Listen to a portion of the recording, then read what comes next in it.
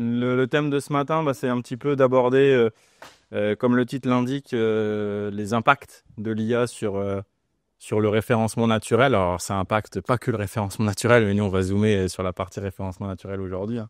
Il y a évidemment plein de sujets autour de l'IA et de ce que ça peut amener. Mais voilà, l'idée, c'est un petit peu de vous éveiller au sujet, d'aborder des points très concrets. Comme le veut l'usage, on va se présenter et après, je présenterai rapidement Lemon et puis après, je laisse la main à Ivan pour dérouler. Je t'en prie, Ivan, je te laisse te présenter. Alors, enchanté, Ivan Capelli. Donc, je suis le lead SEO de l'agence Lemon Interactive. Lead SEO, qu'est-ce que ça veut dire? C'est que je suis ce qu'on appelle communément un traffic manager. Je m'occupe de vous amener des clients et des visites pour faire en sorte de faire fructifier votre outil digital. Et comme le mentionne la présentation, j'entretiens une relation un peu toxique avec Google où j'ai à la fois besoin de lui et je le déteste tous les jours, mais on fait en sorte de se supporter au long terme. Voilà, et moi je suis Vincent, un des trois associés. Il y a Maxime qui est là à ma gauche, à votre droite, qui est un des deuxièmes associés. On est avec Raphaël, trois associés. On a la chance de diriger cette belle structure que je vais présenter juste avant. Et puis ouais, pour la petite blague, effectivement, on devait trouver des locaux pas très loin du grand stade, puisque comme je suis un supporter du LOSC, il fallait évidemment que je puisse me garer les soirs de match pour aller au match. Rapidement, Lemon. Il y en a qui connaissent Lemon depuis un certain temps. On a quand même bien évolué. L'agence, elle existe depuis 2009. On est 22, 23 collaborateurs aujourd'hui. Tout ce qu'on propose à nos clients, que ce soit vous ou pas vous, parce que tout le monde n'est pas client forcément de Lemon Interactive, c'est des choses qui sont faites par nos collaborateurs ici. Voilà, c'est les expertises qu'on propose sont faites chez nous. Si jamais on ne sait pas faire, on va mettre en relation, mais en tout cas, on ne va jamais proposer quelque chose qu'on ne sait pas faire, puisque le but, c'est d'entretenir des bonnes relations avec nos clients. Donc, c'est pas la volonté qu'on a chez Lemon. On a une promesse. Je vous dis, ça fait 16 ans qu'on existe. Donc, on s'est posé la question à un moment donné, mais pourquoi on existe? Qu'est-ce qu'on fait? Pourquoi on est là? On veut aller vers un web qui s'engage pour une performance digitale durable. Ça veut dire quoi? Ça veut dire que je n'ai pas un client qui soit e-commerçant, institutionnel, qui vient pas me voir en me disant je veux de la perf. Soit je veux plus de contacts, soit je veux plus de chiffre d'affaires, soit je veux une meilleure conversion. Enfin voilà, il y a personne qui veut pas de perf sur son site. Donc ça, on est là pour ça. On existe depuis 16 ans. On a toujours fait de la perf digitale. Mais il y a 5-6 ans, on s'est dit, OK, c'est cool, mais tout ça, ça a un impact. Comment on peut réduire l'impact de cette performance sur l'écosystème tout en gardant cette bonne performance? Ce qui est magique, c'est que même finalement, en se posant cette question-là il y a 5-6 ans, on s'est rendu compte que si on fait quelque chose qui va dans le bon sens pour l'écosystème, on est même encore plus performant, puisque finalement, on travaille mieux les parcours, on va à l'essentiel, et du coup, finalement, on a des choses qui convertissent mieux, et on est moins impactant, puisqu'on produit des applicatifs moins lourds, et qui, du coup, vont avoir moins d'impact sur l'hébergement et sur la planète sur laquelle on vit aujourd'hui. On travaille avec des clients qui sont convaincus que le digital, c'est important pour eux. Ceux qui ont l'expérience de Lemon Interactive le savent. On est une agence conseil. Bien sûr qu'à un moment donné, on produit des choses. C'est aussi notre métier. Mais ce qu'on aime chez nous, c'est le conseil. Donc, pour que ça marche, il faut qu'en face, on ait des gens qui sont en attente de conseils. Voilà, on n'est pas juste des faiseurs. On ne se comprend pas bien si ça ne marche pas comme ça. Et on est là aussi pour que vous soyez serein. 16 ans, c'est long, Lemon. Donc, du coup, on a l'expérience aussi des projets. Donc, on est aussi là pour que vous soyez tranquille parce que vous avez tous vos quotidiens. Merci d'ailleurs d'avoir fait un petit entorse à votre quotidien pour être là encore ce matin. Et du coup, vous avez autre chose à faire que de vous occuper d'un projet ou de s'assurer que tout marche bien sur la performance marketing ou autre. Donc, on est là pour ça. Avec une équipe talentueuse, il y a Ivan qui est là. On a deux collaborateurs qui sont là aussi pour poursuivre ce qui se passe. Donc, voilà, on est 23, je vous le disais aujourd'hui.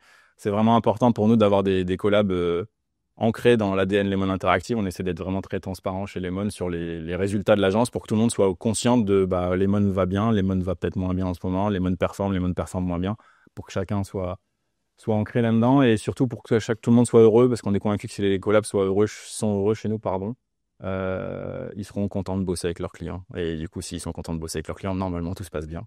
Donc voilà. Et on est aussi une agence engagée. Je vous l'ai dit sur la performance digitale durable, mais on a envie à notre petit niveau, on n'est qu'une PME, mais de faire bouger les codes, de faire bouger les lignes un petit peu et de faire prendre conscience aux gens qu'on peut faire les choses différemment et les faire mieux. Voilà, donc c'est pour ça qu'on est une agence qui est labellisée numérique responsable pour essayer de vraiment s'ancrer dans une roadmap d'amélioration continue de ces pratiques et essayer d'éveiller aussi tous les acteurs avec lesquels, toutes les parties prenantes avec lesquelles on peut échanger au quotidien sur ces sujets-là. Voilà, et pour finir, on a 4 expertises. Je ne vais pas rentrer dans le détail parce que vous n'êtes pas là pour m'écouter pendant trop longtemps.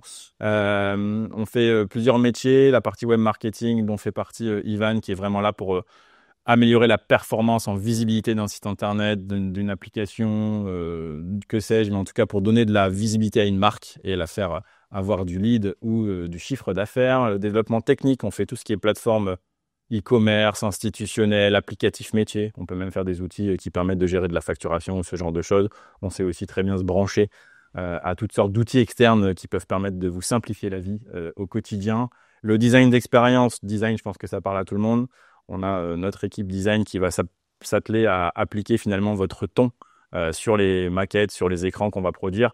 La partie expérience, c'est se poser la question de à qui je parle, à qui je m'adresse. Voilà, on a tous des publics différents. Selon que ça soit un public jeune, moins jeune, expérimenté, pas expérimenté, ils vont pas chercher de la même façon sur le web pour faire une passe à l'IA. Aujourd'hui, dans le design expérience, on doit aussi prendre en considération l'IA parce qu'ils cherchent plus pareil déjà sur Internet.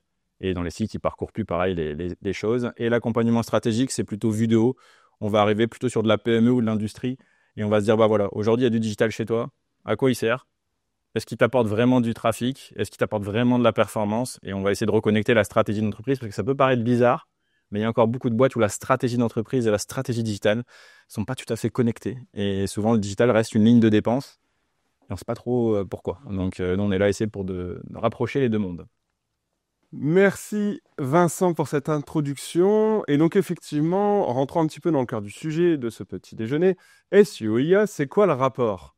Parce que c'est vrai que on est un peu sur un bouleversement des codes, c'est-à-dire qu'avant on avait, et pour les plus anciens d'entre vous, l'habitude de la partie de gauche, c'est-à-dire un paysage assez classique de l'acquisition de trafic organique avec des moteurs de recherche plus ou moins exotiques, avec une domination écrasante de Google en France, 97% de part de marché jusqu'à très récemment. Et puis arrivé octobre 2022, ChatGPT, le 19 octobre, si vous voulez souhaiter l'anniversaire, c'est très bientôt. L'émergence de ce qu'on appelle donc les LLM, Large Language Model. Donc les plus connus sont représentés ici à droite, vous en connaissez peut-être d'autres. Mais retenez simplement que ce sont aujourd'hui les modèles d'IA les plus performants et qui viennent un petit peu bouleverser l'ordre établi. Alors bien sûr, les LLM ont plein d'applicatifs, mais aujourd'hui, on va se concentrer sur la partie search. On va se concentrer sur la partie search parce que pendant 2 ans, 2022-2024, les LLM étaient avant tout des outils, on va dire, SaaS d'utilisation en privé, c'est-à-dire on lui racontait sa petite vie, on lui disait ses petites douleurs, ses petites peines de cœur ou ses petits besoins X ou Y. Mais depuis 2024, ces petits LLM, ils ont accès à Internet et ils peuvent faire du search. Et ça, bien sûr, ça change complètement les codes. Ça rejoint un petit peu une slide qui présente un petit peu le changement de paradigme. C'est-à-dire qu'avant 2024, on avait, on va dire aujourd'hui, ce qu'on appellerait du SEO à la papa. C'est-à-dire ce que j'ai fait pendant des années. C'est-à-dire qu'on a un socle technique performant, ça charge vite, c'est bien optimisé, il y a des données structurées, tout va bien. On reviendra après sur le concept de données structurées.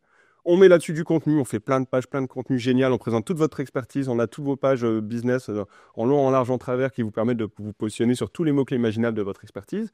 Et derrière, on vient un petit peu truander Google en faisant des liens, en générant de la popularité, en développant votre notoriété sur les autres sites. Et là, paf, ça fait du trafic, c'est génial, magnifique. Merci les moyens interactifs. Aujourd'hui, ça ne marche plus tout à fait comme ça.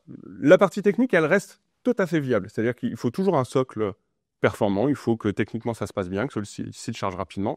On va même voir que c'est encore plus important qu'avant. Par contre, le duo contenu-popularité se suffit plus à lui-même. Le contenu en lui-même maintenant doit se marier, et tu en faisais très bien la passe Vincent sur la partie des expertises, avec la notion du UX. Que ça soit pour le SEO aujourd'hui, mais aussi pour les IA, c'est super important. Et le netlinking, le fait d'aller chercher des liens sur d'autres sites qui parlent du même sujet que vous pour parler de vous, ça ne suffit plus.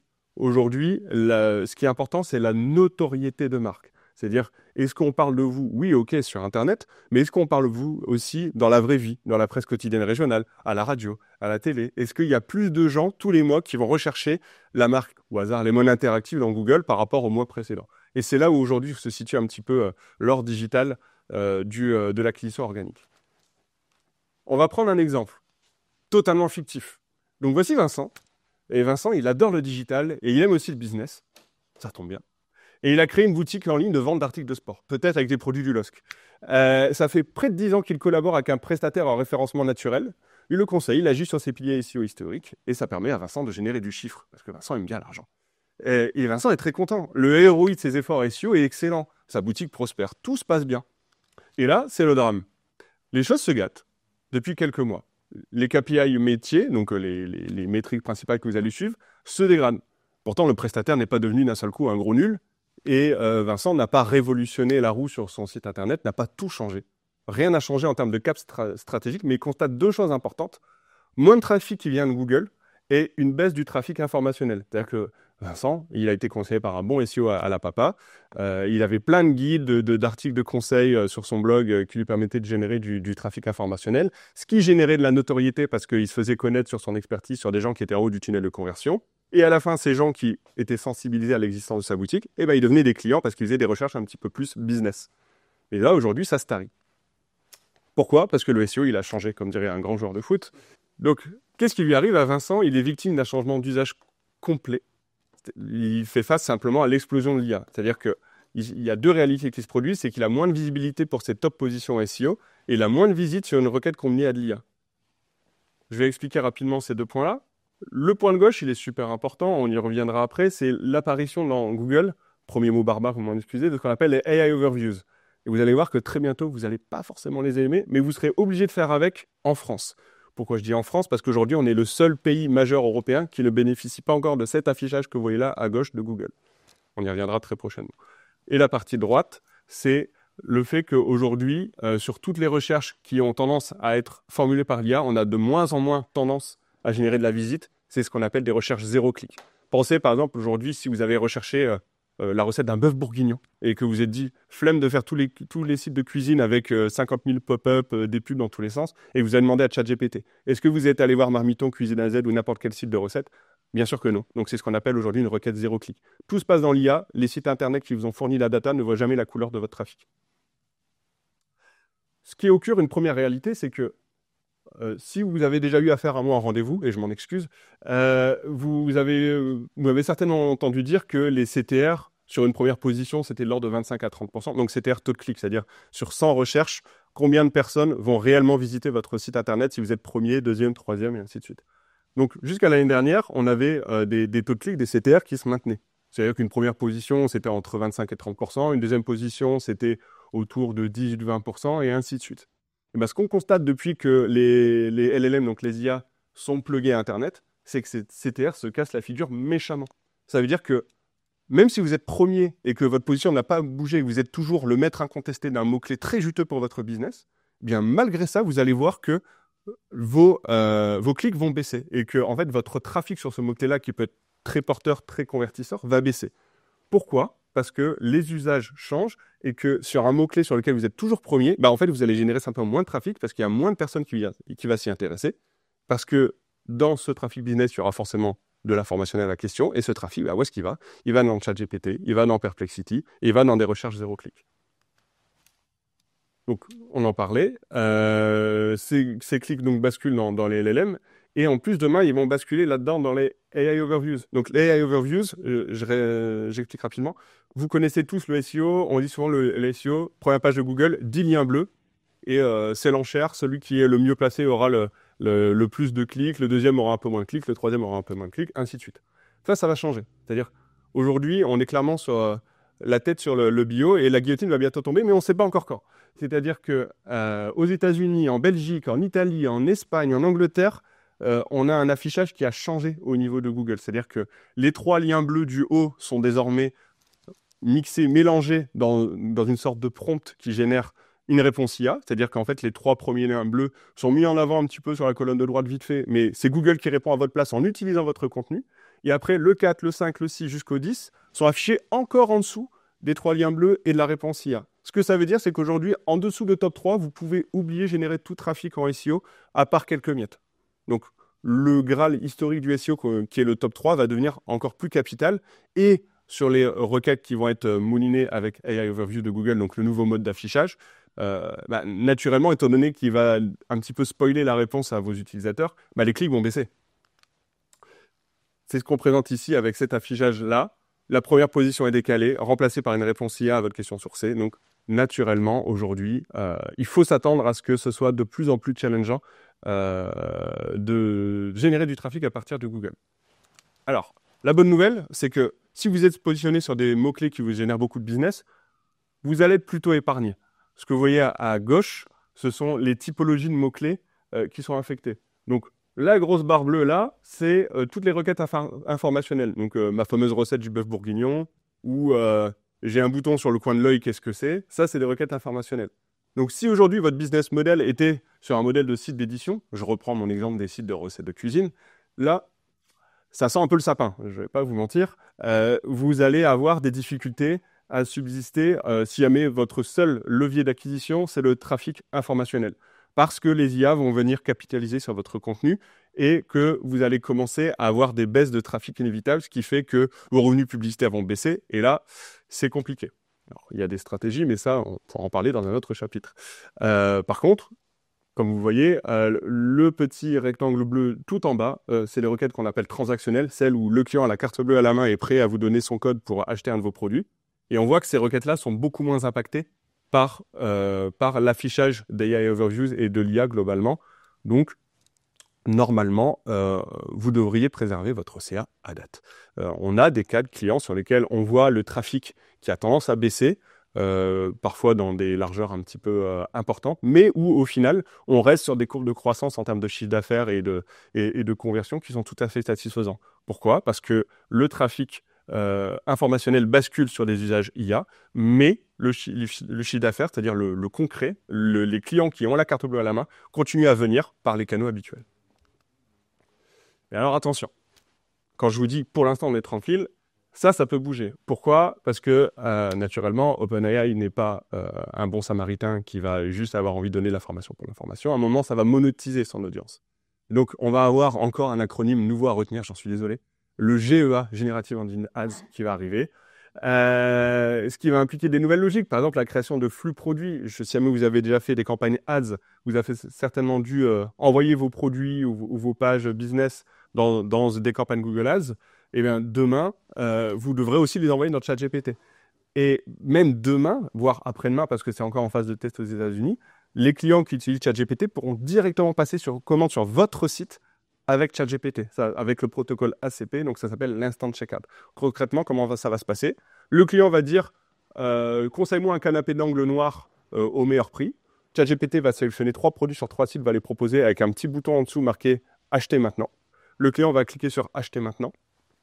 Il va demander l'option de transport que vous souhaitez, puis il va vous envoyer vers la plateforme de paiement qui vous appartient, et en 3 clics, il aura commandé. Et encore une fois, vous ne verrez jamais le trafic, mais au final, le protocole ACP vous aura envoyé les commandes, et en 3 coups de cuillère à peau, vous aurez la remontée de commandes dans votre back-office, dans votre système, sans avoir vu le trafic.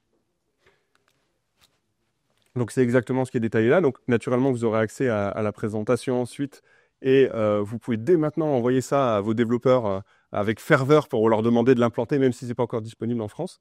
Mais si vous avez envie d'anticiper, c'est là. Et sachez que pour moi, au premier semestre 2026, ça va devenir un véritable enjeu. Alors, véritable enjeu parce que, ça va forcément faire beaucoup de bruit. Pour moi, il y aura un petit délai en termes d'adoption d'usage, c'est-à-dire que Madame Michu, 50 ans, donner sa carte bleue à ChatGPT, je ne suis pas sûr qu'elle soit encore très très confiante, mais ça va arriver. Alors, est-ce que tout ça, ça veut dire, au final je spoil avec mon titre, est-ce que ça veut dire que toutes les stratégies informationnelles et stratégies de contenu sont mortes? Eh bien sûr que non, parce que il faut bien dissocier l'acquisition de trafic de la visibilité globale de votre domaine. Pourquoi on fait du contenu à la base? Par exemple, imaginons au hasard que vous louiez des véhicules. Est-ce que vous faites des guides, par exemple, pour louer tel ou tel type de véhicule, parce que vous avez envie que vos clients vous considèrent comme l'expert, mais qu'il aille louer chez la concurrence? Pas vraiment. En fait, vous faites des guides sur la location de véhicules parce que vous avez envie qu'in fine, l'utilisateur devienne un client. Et pourquoi aussi, surtout, vous faites des guides sur la location de véhicules? Parce que vous savez qu'il y a un concept important en SEO qui s'appelle l'autorité sémantique, c'est-à-dire à quel point vous êtes considéré par un expert par Google sur votre thématique, qui va faire que le score de vos pages business sera aussi associé à votre expertise globale du site. C'est-à-dire que concrètement, plus vous avez de pages qui revendiquent votre expertise sur la location de véhicules, donc sur de l'information, sur du commerce, sur du local, sur est-ce que vous avez des agences à Paris, à Lille, à Marseille, à Nantes, à Bordeaux, à Lyon? Est-ce que vous êtes capable de parler de tous les types de véhicules, de la petite citadine à l'énorme camion 30 mètres cubes? Et bien, toute cette expertise-là que vous allez revendiquer, c'est ça, au final, qui, en SEO, va consolider vos positions sur vos mots-clés business. Et pas que la page en elle-même. On a souvent tendance à penser que, par exemple, pour être premier sur maillot du LOSC pas cher, et ben en fait, il faut juste avoir une super fiche produit maillot du LOSC. Mais non, derrière, il faut aussi plein de pages qui parlent du LOSC sur le site, qui font un lien vers votre page maillot de LOSC pas cher. Il faut aussi toute une autorité sur le domaine.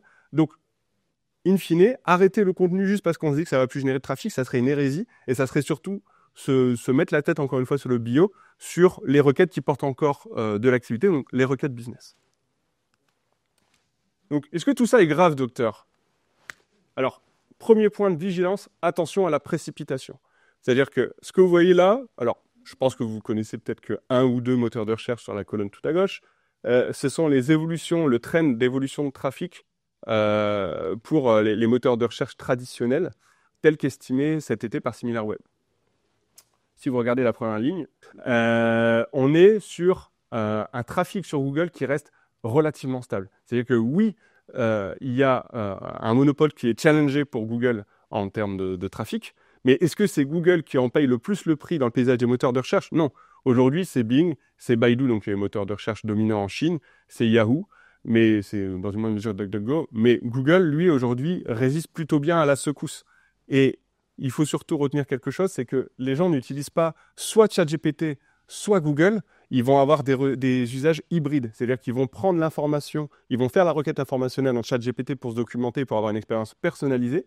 Et au moment où ils auront la carte bleue à la main et qu'ils auront envie d'acheter un produit parce qu'ils auront été bien guidés par ChatGPT, eh bien, et là, ils vont passer dans Google pour faire du comparo. Et il faut retenir surtout qu'on est encore au début. Alors, aujourd'hui, bien malin qui pourra prédire quand est-ce que une forme d'équilibre sera atteint sur le paysage du search. Mais aujourd'hui, il reste à minima des mois, voire des années avant de voir une bascule réelle dans l'ère du tout de ChatGPT et voir Google mourir. Ça n'arrivera pas de sitôt. Là, vous voyez, en estimatif jour, on estime que Google, c'est encore 14 milliards de recherches par jour.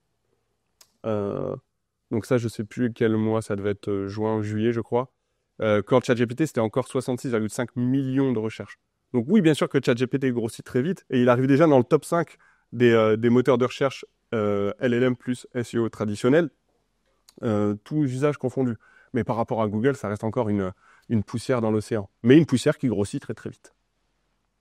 Donc la solution aujourd'hui est la plus rationnelle, c'est-à-dire que quelqu'un d'extrémiste pourrait dire je reste campé sur mon SEO et je reste à la vieille école. Quelqu'un de très avant-gardiste pourrait se dire je vais tout mettre sur les LLM et je vais être dans le futur et je vais tout optimiser pour le GEO.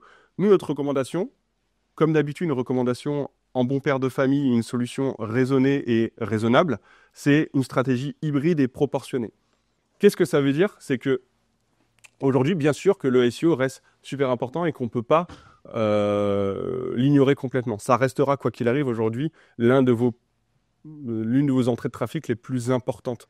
Par contre, ce qu'il faut faire, c'est commencer à introduire dans votre diète régulière un petit peu de GEO et de le prendre en compte dans la façon dont vous travaillez pour faire en sorte de rester pertinent sur le long terme lorsque la bascule s'accélère. Donc, il y a 3 gros prérequis justement pour le GEO, donc le SEO dans les IA. Le fameux socle technique sain avec des bien balisés en données structurées, on va revenir sur ce sujet juste après. Il y a un deuxième point qui a tendance à surprendre un petit peu, c'est que vous allez être obligé de faire du SEO dans Bing, le moteur de recherche de Google. Je vais vous détailler ça un petit peu après. La partie 3, c'est que juste avoir des suivis de mots-clés en SEO en se disant est-ce que je suis premier sur, je sais pas, canapé d'angle noir. Aujourd'hui, ça ne suffit plus. Il faudra aussi suivre la personne qui va rechercher un canapé d'angle noir, c'est qu'elle va taper dans le ChatGPT pour connaître son top 3, son top 5 des meilleurs canapés d'angle du marché. Donc, en fait, faire du suivi de prompt dans les LLM. Ça va être encore un petit peu plus technique. Et là-dessus, comprendre, surtout sur ces prompts, et c'est là en réalité le plus gros nerf de la guerre, où est-ce qu'il a sourcé ces informations pour proposer une réponse à l'utilisateur. C'est-à-dire que si demain, l'utilisateur se voit proposer 3 canapés d'angle noirs, quels sont les sites qui ont servi de source à ChatGPT pour dire la meilleure offre pour ce canapé d'angle noir, c'est ça ou ça. Parce qu'il n'invente pas la réponse, il ne la sort pas de son corpus, il la sort de sites internet. Et on peut influencer ces sites internet pour derrière influencer la réponse de l'IA. Un site sain dans un LLM sain. Il y a des points importants là-dedans. Alors, je vais vous faire la blague du bon et du mauvais SEO. Le mauvais SEO, il vous disait avant, la web perf c'est super important, les temps de chargement, tout ça, toutes les métriques corrélatives de Google, il faut absolument faire ça en priorité de ses priorités, c'est plus important que tout le reste. C'était pas vrai, je vous le dis tout de suite, c'était pas vrai.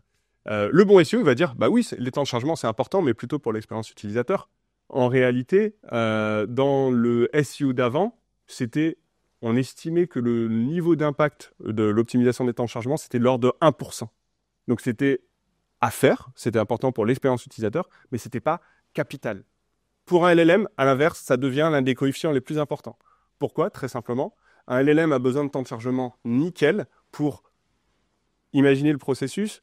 On lui tape un prompt, on lui pose une question, il doit comprendre la question, il doit aller chercher des sites internet, il doit récupérer l'information sur les sites internet, il doit formuler sa réponse et il doit la donner. Et tout ça, bien sûr, dans un délai très court. Parce que imaginez si vous devez attendre 30 secondes avant que ChatGPT vous réponde, vous êtes déjà parti, vous allez faire une recherche Google. Donc lui, son intérêt, c'est de raccourcir ces temps-là. Donc il va avoir tendance à discriminer les sites qui chargent très lentement pour ne prendre que les sites qui vont lui donner une performance de temps de chargement très bonne et qui vont lui permettre de mâcher très rapidement le contenu. Donc pour l'optimisation pour le GEO, les temps de chargement sont devenus fondamentaux, beaucoup plus qu'avant sur le SEO traditionnel. Et je vous le tease depuis un moment, les données structurées, qu'est-ce que c'est? Les données structurées, c'est un... Alors, on va utiliser encore notre gros mot, c'est au format JSON, donc c'est un langage de programmation. C'est ni plus ni moins que le fait de faire correspondre votre contenu à des cases, et ces cases permettent de pré-mâcher votre contenu pour les robots qui vont venir explorer votre site internet. C'est-à-dire que dans ces cases, vous pouvez dire quel est le titre de votre page, quel est le titre de votre organisation, quel est le directeur de votre entreprise, quand l'entreprise a été fondée, mais aussi quel est le prix de votre produit, le titre de votre produit, le descriptif de votre produit. Et en fait, au lieu de laisser le robot explorer tranquillement votre site et devoir tout parcourir lui-même et comprendre chaque sens de chaque élément, bah, en fait, vous faites correspondre chaque élément de votre page à des cases et ça vous permet en fait de lui mâcher le travail et de gagner de précieuses secondes.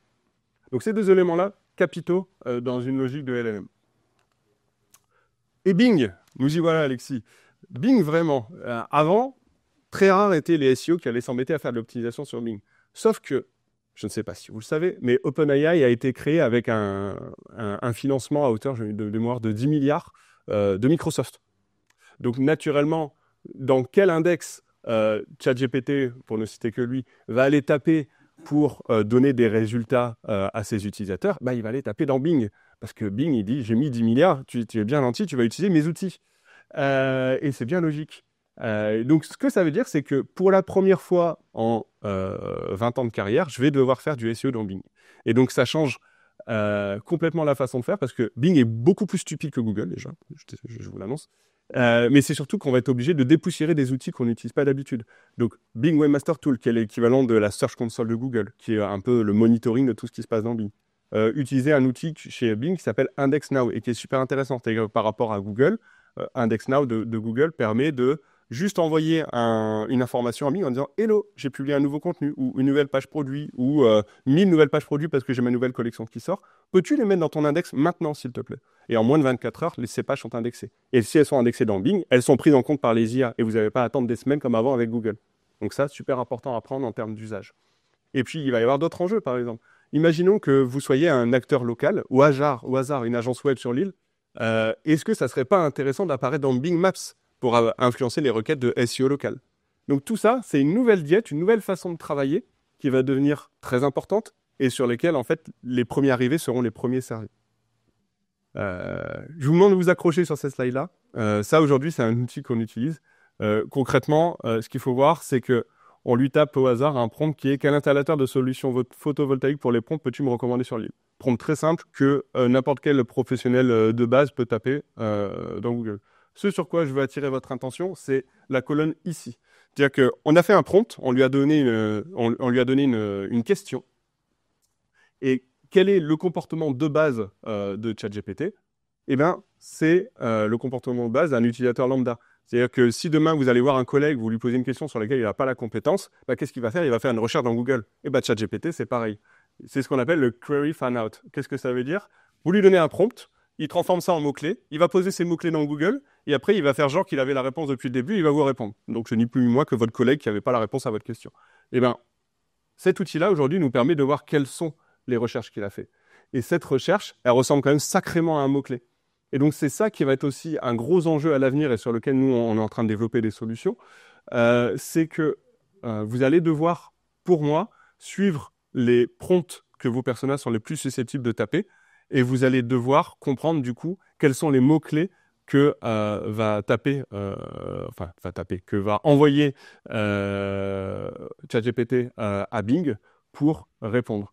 Pourquoi? Parce que naturellement, si jamais vous êtes en mesure de suivre les mots-clés qu'il va taper, vous êtes en mesure derrière de suivre les sources, de suivre les sites qu'il faut influencer, et vous allez pouvoir aller de l'avant.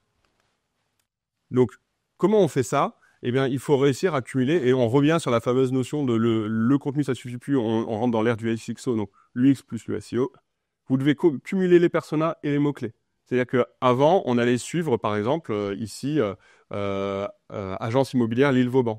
Mais demain, si vous voulez cibler un étudiant, par exemple, si vous dites que votre persona, c'est plutôt les étudiants qui sont à l'Université catholique de Lille, par exemple, eh ben, le prompt, ça sera « Quelle agence immobilière pas chère pour louer un studio meublé à Lille-Vauban ?» Ça, c'est un prompt qui est très susceptible d'être tapé par un étudiant qui peut arriver à l'Université catholique, par exemple. Donc, jamais ça correspond à votre persona, bah, typiquement, avec votre agence web marketing à l'avenir, ça sera un prompt qu'il faudra suivre pour comprendre comment évoluent les sites qui sont utilisés pour répondre à ce prompt, comment évolue votre visibilité sur les sites qui sont utilisés à ce prompt, et comment est-ce que vous, si jamais vous êtes une agence immobilière, vous ressortez dans les réponses en 5e, en 4e, en 3e, en 2e, en 1er dans ChatGPT. On est presque à la fin parce que je vois que le temps tourne. L'importance des mentions de marque. Donc, c'est ce que je vous dis depuis le début. Cet outil qu'on utilise nous permet aussi de voir ceci. C'est-à-dire, si jamais je fais ma fameuse recherche de l'agence immobilière sur Lille, quels sont les sites qui ont été utilisés par ChatGPT pour répondre? Donc, nous, aujourd'hui, qu'est-ce qu'on commence à faire pour nos clients? C'est qu'on analyse les prompts les plus importants pour son business, on détecte les sites qui sont utilisés, et après, c'est du porte-à-porte. Bonjour, agenceimmobilière.info/Lille. Serais-tu disposé à mettre un lien vers mon client sur ton site internet? Ça me ferait très plaisir. Quelles seraient tes conditions? Des fois, c'est un échange de bons procédés. Des fois, il le fait de bonne foi. Et des fois, il nous envoie une facture. Mais là, après, c'est du cas par cas. C'est de l'échange avec le client. Et c'est une logique de long terme pour voir quelle est la rentabilité de l'action vs la retombée en visibilité dans ChatGPT. Ce qui est intéressant là-dessus, c'est que on parle du SEO et donc c'est important de faire le SEO, mais c'est important de travailler cette popularité de marque que tu as évoquée au départ parce que on a un acteur avec qui on travaille pas sur les enjeux web marketing qui est dans tout ce qui est, on va dire, champagne, pétillant, ce genre de choses, qui est historiquement incroyablement placé en référencement naturel. Il truste la première place sur toutes les maisons de champagne. Il sera lui en premier, des fois même devant la maison de champagne ou juste derrière la maison de champagne. Vous faites la même requête dans un LLM, il ressort pas. Parce qu'en fait, il est très bon sur son site, mais en fait, il est cité nulle part après, ailleurs. Donc en fait, pour le LLM, bah, c'est pas suffisant. En fait, il n'est pas suffisamment célèbre, on va dire. Et donc du coup, finalement, il y a des personnes qui sortent devant lui, alors que lui, il aurait été premier sur une requête classique SEO. Donc ça montre bien que il faut plus juste être premier sur sa requête, mais qu'il faut aller travailler effectivement la notoriété de marque. Et ça, c'est hyper important. Ça passe par plein d'axes. Et ce qui est très intéressant dans ce que tu dis, Vincent, merci, c'est que effectivement, les mentions de marque sont très importantes. Elles vont devenir utiles pour le SEO. Donc en fait, c'est double effet qui se coule. Ça va marcher à la fois pour le SEO et le GEO. Mais aussi que ça montre bien que avant, on avait une stratégie sur laquelle on allait chercher des liens, juste des liens. Il fallait qu'on parle de nous et qu'on nous fasse un lien. Aujourd'hui, l'important, c'est pas seulement le lien, c'est la mention. Est-ce que si on parle de nous sans faire de lien, ça compte? Oui, ça compte. Et donc ça devient aussi super important. Donc, c'est ce qu'on mentionne ici du netlinking à une autorité globale. Juste avoir des liens, c'est bien, mais c'est pas suffisant. Le but, c'est d'être beaucoup mentionné. Le but, c'est qu'on nous recherche beaucoup. Et pour ça, il y a une base qui est importante. C'est peut-être un petit peu technique, c'est le common crawl. Concrètement, c'est une sorte de gigantesque corpus, une sorte de page jaune du site du web sur lequel ChatGPT s'appuie énormément. Et plus vous avez d'occurrences de votre nom de marque dans ce common crawl, et plus vous avez de chances d'être considéré comme une entreprise puissante qui doit être recommandée sur vos expertises. Petite astuce, si vous ne ressortez pas sur un prompt que vous avez ciblé comme pertinent pour vous, vous pouvez le questionner, ce fameux LLM, donc ChatGPT par exemple, sur sa méthode de sélection. En fait, ça va vous permettre de comprendre pourquoi vous ne ressortez pas. Est-ce que c'est par exemple vous considérez comme une agence web premium, par exemple, mais vous ne mettez pas assez en avant le premium ou des solutions techniques premium sur votre page. Est-ce que, par exemple, si jamais vous construisez des maisons, est-ce que vous ne mettez pas assez en avant les réalisations, les témoignages clients? C'est-à-dire, est-ce que le moteur ne vous fait pas assez confiance? En fait, si vous posez clairement la question à un LLM de pourquoi il a choisi tel ou tel site, telle ou telle entreprise par rapport à d'autres, il va vous donner les éléments qui doivent dicter un petit peu votre plan d'amélioration de votre propre site et surtout votre présentation de marque, toujours dans cette logique de la combinaison de SEO et UX. Donc en résumé, on remet son site d'aplomb techniquement, on va chercher plus de mentions, on travaille sur Bing, oui je sais, désolé, et on n'oublie pas de ne pas délaisser Google parce qu'il reste toujours votre ami au moins pour les prochaines années. Et quelques conseils pour finir. Alors, c'est un petit peu le bouquet final. Les LLM sont beaucoup plus sensibles à la sémantique fine que Google. Ça veut dire que le moindre petit mot-clé peut faire varier sa réponse. C'est-à-dire que vous allez dire, par exemple, je veux un canapé noir ou un canapé anthracite, ou je veux un canapé gris souris ou gris clair. Cette petite nuance, cette petite séparation peut complètement changer la façon dont il va répondre. Donc, n'hésitez pas à être le plus granulaire possible sur la proposition de votre offre. Si vous vendez je sais pas, des souris d'ordinateur et que vous en avez 5 couleurs, avant peut-être que vous auriez eu une fiche produit unique avec les déclinaisons de 5 coloris côte à côte avec des petites pastilles. Bah aujourd'hui, c'est super intéressant d'avoir la fiche produit verte, la fiche produit bleue, la fiche produit noire et ainsi de suite. Point aussi super important, et ça je suis sûr que certains d'entre vous l'auront déjà constaté, c'est que vous prenez le même prompt, la même question à ChatGPT, vous lui posez la question 2 fois, il aura des résultats différents. Donc quand vous faites du suivi, c'est important de moyenniser. C'est-à-dire que nous, par exemple, sur les outils qu'on est en train de développer, on va itérer 4 ou 5 fois sur un même prompt pour faire une moyenne et pour voir dans quel cas de figure tel site va ressortir premier, deuxième, troisième, quatrième, cinquième, et ainsi de suite. Attention aussi, exactement comme Google, où le mauvais SEO, il va vous dire, mais si, regarde, tu es premier sur ta requête concurrentielle phare. Mais oui, ok, son compte Google, ça fait 2 ans qu'il travaille sur votre site, donc il est biaisé pour vous afficher en première position parce qu'il va tout le temps sur votre site internet. Bien sûr, dans ces cas-là, il faut faire une navigation privée et faire la recherche du mot-clé pour ne pas être influencé par les données du compte Google. Eh bien, pour ChatGPT, c'est exactement pareil. C'est-à-dire que si jamais par le passé, vous avez fait plein de recherches en indiquant donne-moi des informations sur quelque chose qui se passe sur l'île, eh ben, il va biaiser votre recherche future sur l'île. Et on a des cas comme ça où on est un peu terrifié, nous, en interne, où on va poser une question assez lambda à ChatGPT et il va biaiser la réponse par rapport au lieu d'habitation d'un collab, par exemple, parce que ce collab aura posé régulièrement des questions, par exemple, sur quoi faire son week-end ou sur des activités autour de lui. Et en fait, d'un seul coup, le LLM sera biaisé par rapport à une localisation. Donc, super important de tenir en compte le fait que un LLM, c'est influencé par tout l'historique de vos prompts aussi. Et ça, c'est une option que vous pouvez désactiver dans les paramètres. Sinon, l'autre solution, c'est de passer par l'API, donc l'interconnexion de serveur à serveur, pour avoir une vue complètement non biaisée du prompt.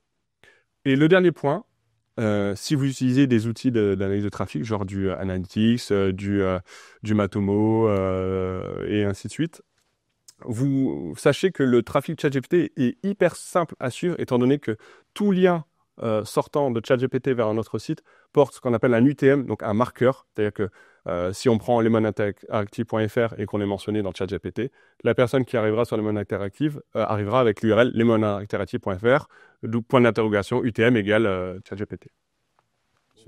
Super. Merci d'avoir fait un détour par chez nous. On vous fera parvenir la presse.